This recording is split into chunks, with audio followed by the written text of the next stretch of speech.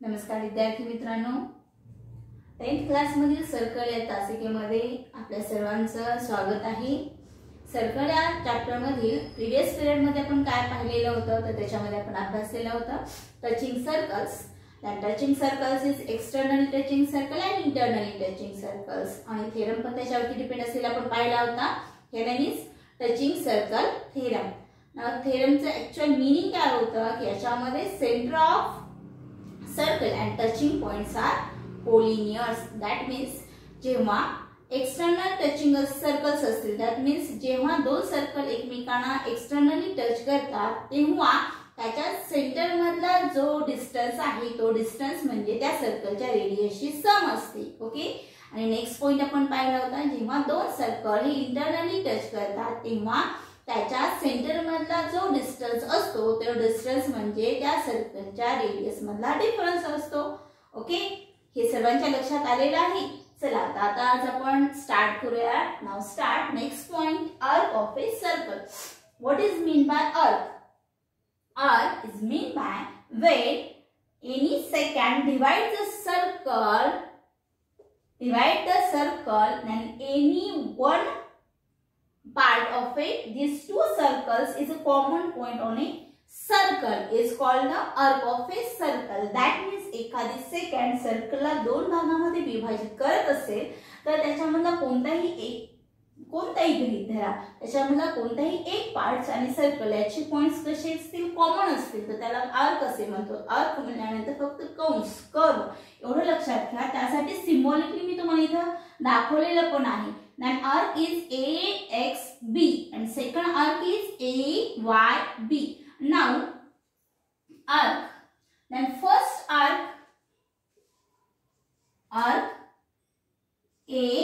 AXB. So first arc AXB is minor arc.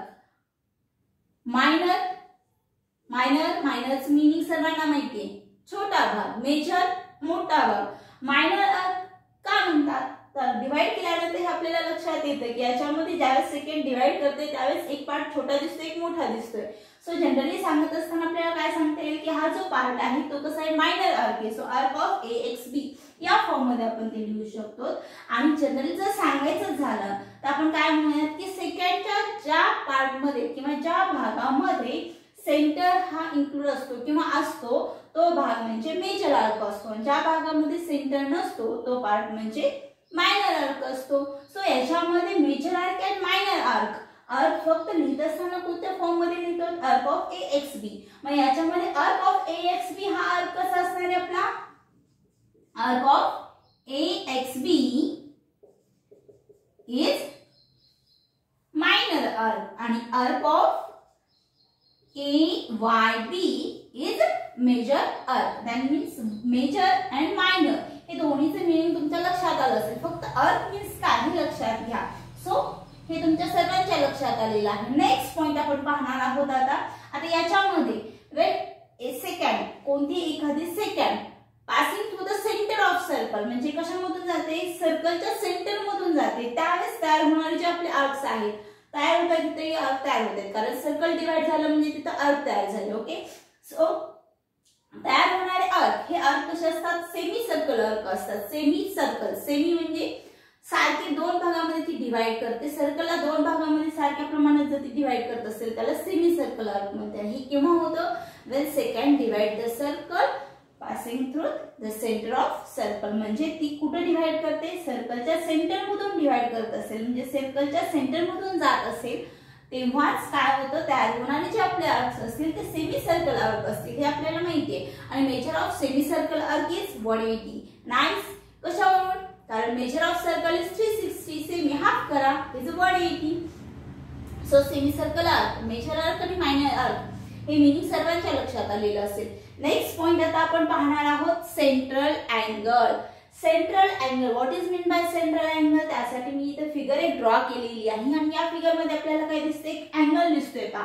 आहे का? Angle of AOB हा जो अँगल आहे हा सेंट्रल अँगल आहे।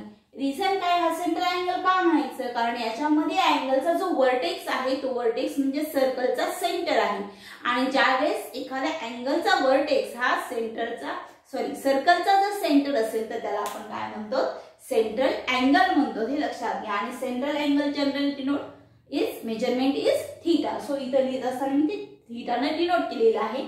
So central angle is, angle कोणता असेल आपला, right. Angle AOB is central angle. So central angle मध्ये सुद्धा डिवाइड झाल्यानंतर इथं सुद्धा आर्कचा आपल्याला की भाग दिसतोय पहा, आहे right. Arc AB or arc AXB is also right, is also minor arc, and arc AYB is also major arc. फक्त डिवाइड केल्यानंतर जे पार्ट्स तयार होत आहेत त्याच्यामध्ये तुमचं डिवायडेशन तुम्हाला लक्षात आलं की ते सफिशियंट आहे. सो याच्यामध्ये इथं सेंट्रल अँगल कशाला म्हणतात हे तुमच्या लक्षात आलं असेल. नंतर जो पार्ट डिवाइड होतोय, जो डिवाइड झालेला हा जो आर्कचा पार्ट आहे, arc of AXB is also कोणता असणार आपला, मायनर आर्क. आणि हा जो सेकंड पार्ट आहे इथं डिवाइड झालेला हा पार्ट असेल आपला मेजर आर्क. ओके. आणि हे असेल तयार होणारा अँगल इज सेंट्रल अँगल. हे सर्वांच्या लक्षात आलं. चला आता नेक्स्ट पॉइंट आपल्याला पाहायचा आहे किंवा नेक्स्ट पार्ट आपल्याला पाहायचा आहे, measure of an arc. Measurement of arc जर आपल्याला काढायचं असेल तर आपण कोणत्या पद्धतीने फाइंड आउट करू शकतो ते आपण पाहूयात. याच्यामध्ये सगळ्यात महत्त्वाचा first point measure of minor arc. जो छोटा पार्ट आहे त्याच्यापासून आपण घेऊया. Okay. Measure of minor arc. आता याच्यामध्ये मी काय सांगते ते पहा. Measure of minor arc is equal to the measure of corresponding central angle. Arc is equal to the measure of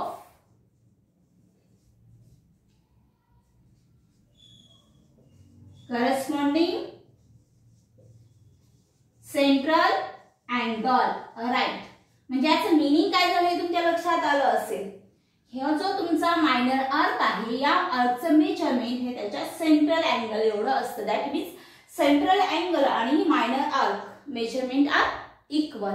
so मग इथं आपण काय सांगू शकतो की measurement of angle AOB is equal to measurement of arc AXB. लक्षात आले ही सर्वांच्या, राईट. और किंवा मेजर ऑफ मायनर आर्क. ज्यावेळेस आपल्याला सेंट्रल अँगल माहित असेल त्यावेळेसाठीचा हा फॉर्म्युला झाला. परंतु ज्यावेळेस आपल्याला सेंट्रल अँगल माहित नाही परंतु आपल्याला मायनर आर्कचं मेजरमेंट माहिती आहे त्यावेळेस मग कसं फाइंड आउट करायचं मेजर ऑफ मायनर आर्क. तर त्यासाठीचा हा फॉर्म्युला आहे. टोटल सर्कलचं मेजरमेंट असतं आपलं 360. त्याच्यामधून आपल्याला काय सबट्रॅक्ट करावं लागेल, हा पार्ट सबट्रॅक्ट करा म्हणजे measure of, right, major arc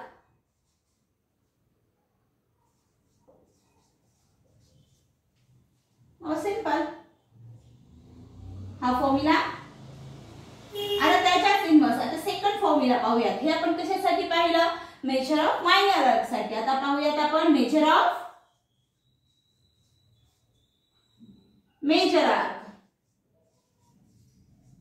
is equal to formula 360.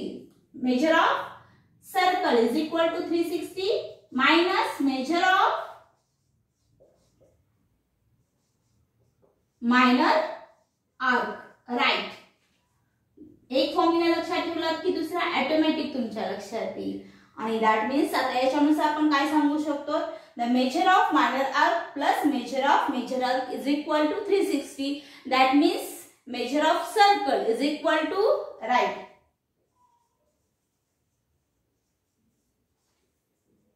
सर्कलचं measurement किती असतं 360 डिग्री. आणि लास्ट पॉइंट असेल आपला मेजर ऑफ सेमी सर्कल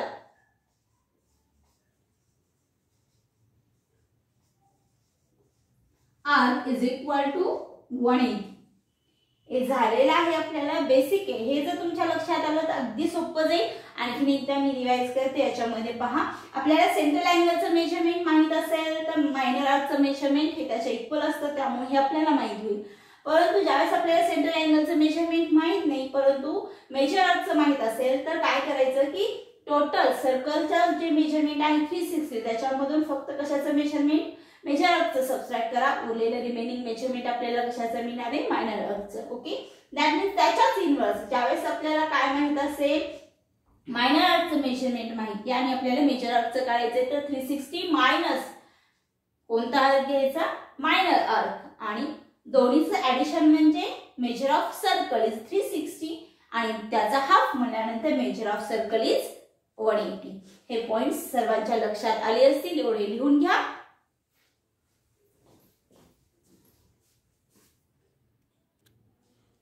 चला सर्वांचं लिहून झालं असेल. आता नेक्स्ट पॉइंट आपण पाहणार आहोत, पण त्याच्या अगोदर आपण पाहूया कॉन्ग्रुएंट आर्क मीन्स काय. तर congruent arc is the measures are congruent और रेडियस आर इक्वल. म्हणजे त्याचं मेजरमेंट जर सारखं असेल आणि रेडियस जर इक्वल असेल तरच त्या आर्क्स कसे असतात कॉन्ग्रुएंट असतात असं आपण म्हणू शकतो. आता नेक्स्ट पॉइंट आता आपण पाहणार आहोत, त्याच्यामध्ये दोन थेरम्स दिलेले आहेत. फर्स्ट थेरम आपण पाहूया. First theorem the chords corresponding to congruent arcs of a circle are congruent. म्हणजे याचं मीनिंग अगोदर समजून घेऊया. याच्यामध्ये आपल्याला काय दिले की एखाद्या सर्कल मध्ये त्याचे आर्क्स कसे आहेत कॉन्ग्रुएंट असतील तर त्याचे कॉर्ड सुद्धा करस्पॉन्डिंग कॉर्ड सुद्धा कसे असतात कॉन्ग्रुएंट असतात. हे आपल्याला काय करायचं दाखवायचं आहे. दिलंय काय तर त्याचे आर्क्स कॉन्ग्रुएंट आहेत, फाइंड आउट करायचं आहे त्याचे कॉर्ड्स कॉन्ग्रुएंट आहेत हे फाइंड आउट करायचं आहे. ठीक आहे. आता याच्यामध्ये फर्स्ट ऑफ ऑल एक सर्कल दिलेला आहे आणि या सर्कल मध्ये त्यांनी गिवन मध्ये काय दिलं आपल्याला the arcs are congruent. Okay, तर ते दोन आर्क्स आपण घेऊयात. फर्स्ट आर्क आपण समजा कन्सिडर केला arc A B, so denote केलेला आहे मी इथं. आणि सेकंड आर्क आपण इथं घेतला कॉन्ग्रुएंट आर्क म्हटल्यानंतर सी डी. हे दोन आर्क आपण तिथं डिनोट केलेले आहेत. हे आपल्याला दिले की ए बी आणि सी डी हे दोन आर्क आहेत ते कॉन्ग्रुएंट आर्क आहेत. सो आणि याचा सेंटर आपण कन्सिडर करूया. Centre is O. So first of all याच्यामध्ये दिले काय आपल्याला सो दिले गिवनचा part in centre of circle. Which circle in a centre of circle O. आता याच्यामध्ये काय दिले आपल्याला arc. Which arc? Arc AB is a congruent arc. Which arc? Arc CD. हे दोन आर्क्स कसे आहेत कॉन्ग्रुएंट आहेत. सो प्रूफ काय करायचे आपल्याला टू प्रूफ. जे प्रूफ करायचे तो पार्ट कशामध्ये येतो टू प्रूफ मध्ये. काय प्रूफ करायचे आपल्याला याच्यामध्ये जे आर्क आहेत त्याचे कॉर्ड्स म्हणजे दॅट मीन्स आपल्याला काय सांगता येतील AB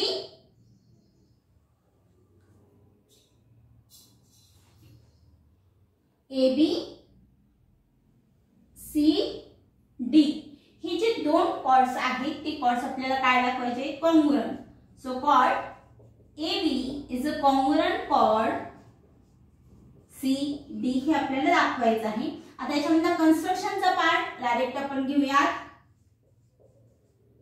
नाही लिहिला ते कन्स्ट्रक्शन डायरेक्ट प्रूफ जरी केला तरी चालेल. कन्स्ट्रक्शन मध्ये आपण काय केलं की याच्यामध्ये सेगमेंट ड्रॉ करून घेतल्या.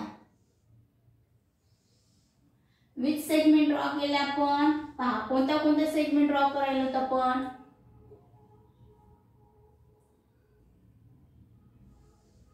Right.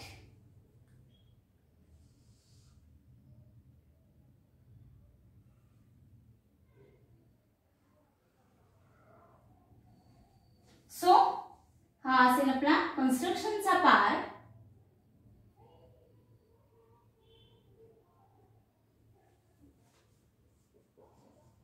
Draw segment AO, BO, CO and DO. ह्या सेगमेंट आपण काय केल्या सेगमेंट ड्रॉ करून घेतलेल्या आहेत आणि लास्ट पार्ट असेल आपला प्रूफ. ओके, आता कन्स्ट्रक्शन केल्यानंतर इथे आपल्याला काय दिसतंय हे दोन ट्रायंगल्स तयार झालेले दिसतात. Now first triangle in a triangle, which triangle? Triangle of AOB and second triangle is COD. ह्या दोन ट्रायंगल्स हे कॉन्ग्रुएंट होतात की ते पाहूया. कारण हे जर दोन ट्रायंगल्स कॉन्ग्रुएंट झाले तर ते corresponding side that means quad AB आणि CD आपण कॉन्ग्रुएंट दाखवू शकतो. सो आपण काय कन्सिडर करूयात हे दोन ट्रायंगल्स याच्यामध्ये कोणते दोन पार्ट्स दिसतात तिथे आपल्याला right AO and BO par area of same circle. म्हणजे इथं आपण काय दाखवू शकतो? First of all AO is a congruent CO. Then second BO is a congruent DO. Reason? Area of right. Same circle. Area of same circle. Then second point पहा याच्यामध्ये angle जो आहे angle O and angle O हे दोन्ही angles आपण congruent दाखवू शकतो. Reason काय करण्याच्यामध्ये गिव्हन मध्ये देत असताना त्यांनी आर्क AB आणि आर्क CD हे दोन आर्क कॉन्ग्रुएंट आहेत. आणि आताच आपण काय पाहिलं, जर आर्क कॉन्ग्रुएंट असतील तर त्याचे करस्पॉन्डिंग सेंट्रल अँगल हा जो असतो तो कसा असतो? कॉन्ग्रुएंट असतो. कशानुसार? Then by definition of measure of minor arc. कारण हे दोन्ही तयार होणारे आर्क कसे आहे? आपले मायनर आर्क आहे.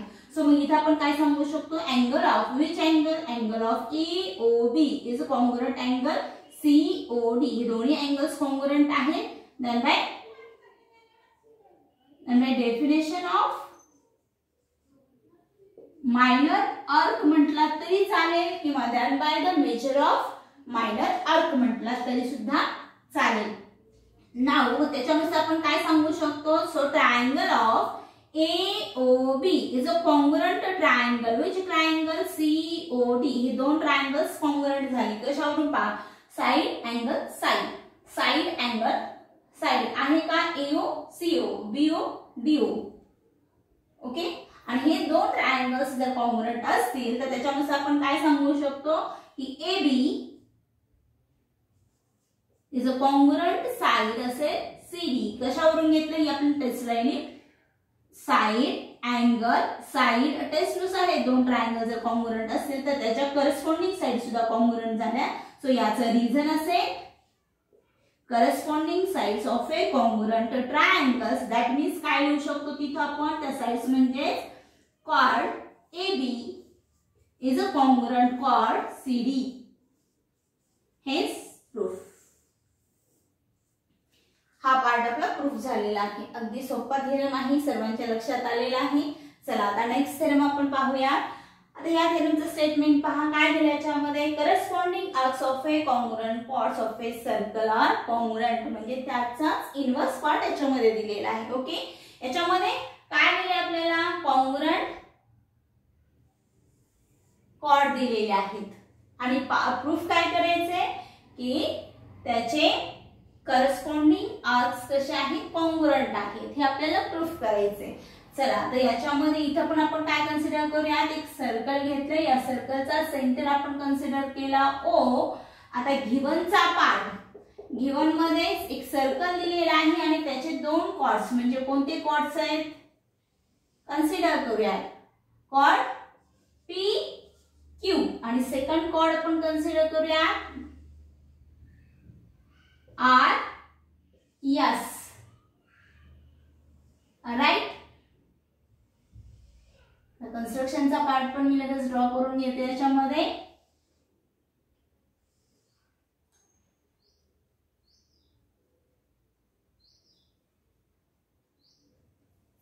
Okay. So given in centre of circle which right in center of circle O.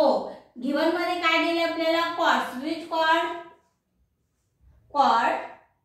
PQ is a congruent chord RS. Already दिलेला आहे. नेक्स्ट पार्ट असेल आपला टू प्रूव्ह. काय प्रूव्ह करायचं इथं आपल्याला? ऍक्च्युअल याच्यामध्ये त्याचे करस्पॉन्डिंग आर्क्स आपल्याला काय दाखवायचे आहेत? कॉन्ग्रुएंट दाखवायचे आहेत. So arc PQ is a congruent arc RES. show that हे आपल्याला दाखवायचं आहे. कंस्ट्रक्शन